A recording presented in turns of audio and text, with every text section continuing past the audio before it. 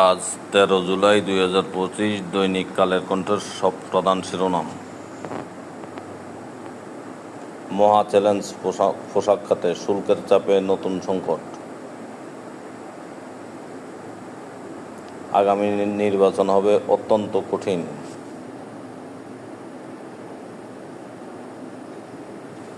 সরকার mob সৃষ্টিকারীদের প্রচ্ছন্ন দিচ্ছে কিনা, তারেক রহমানের প্রশ্ন।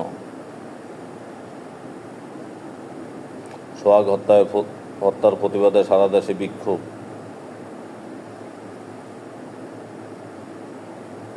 অন্তর্বর্তী সরকার শুরু থেকেই দ্বিধাদ্বন্দ্বে ভুগছে সোহরাব হাসান। বিএসএফের গুলি থেকে রেহাই পাচ্ছে না নারী পুরুষকেও, সীমান্ত হত্যা চলছেই।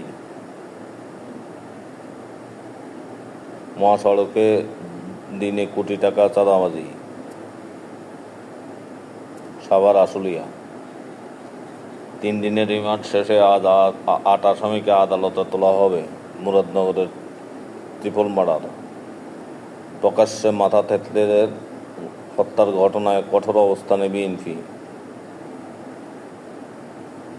বিএনপির বিভিন্ন অফিসে হামলার দাবিতে একাধিক পুরনো ভিডিও প্রচার।